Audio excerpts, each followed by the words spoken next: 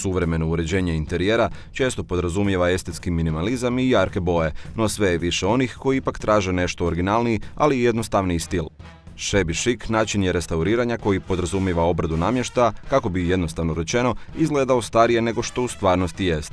Termin je 80-ih godina prošlog stoljeća skovala Rachel Ashwell, dizajnerica interijera, a odnosio se na romantičan i ležeran stil u kojem prevladavaju nježne boje i cvjetni motivi. A upravo izradom takve vrste namještaja bavi se i hrvatska tvrtka Viva In, koja je svoju priču započela na prošlogodišnjoj ambijenti. U stvari to je bio test kako će ljudi reagirati na taj namještaj. Reakcije su bile jako pozitivne. Pričekali smo nakon ambijente još 10-15 dana i jednostavno ušli u posao, zaposlili par ljudi i krenuli sa proizvodnjom.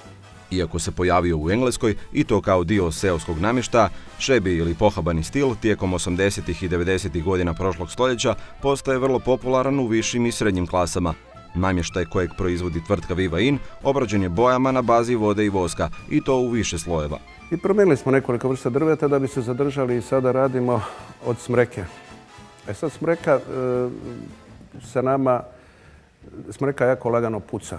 Toplina, promjene temperature i tako. Znači morali smo ići na posebnu obradu koju za nas radi jedna mala tvornica. Znači radi nam ploče lamelirane na određenom stupnju se proizvode i na određenoj vlazi. Znači drvo je dosta osjetljivo zato što dolazi do pucanja.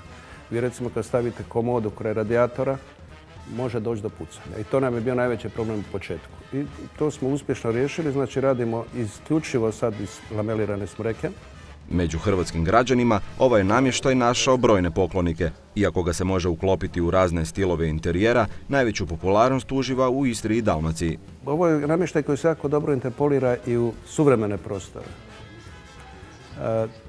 Sigurno kad mene pitaju gdje paše najbolje taj namještaj, ću uvijek reći mala kamena kućica uz more, stol takav na terasi, unutra kuhinja i sve to. To je sigurno.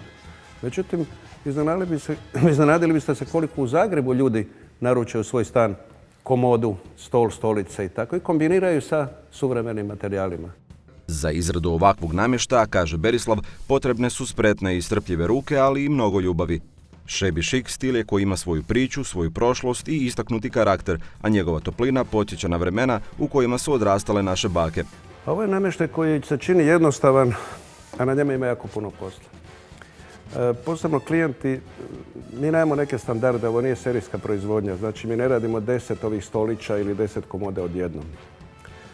Drugi je zahtjev uvijek klijenta da nekome odgovara ova komoda 115 cm, nekome 98, nekome, svako ima svoje dimenzije uređenja.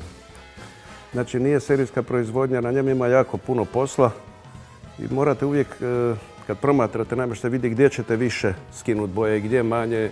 I mislim da to ne može svako raditi. Čini se jednostavno, ali mislim da treba imati, djelatnik koji na tome radi mora imati osjećaj kako to uraditi.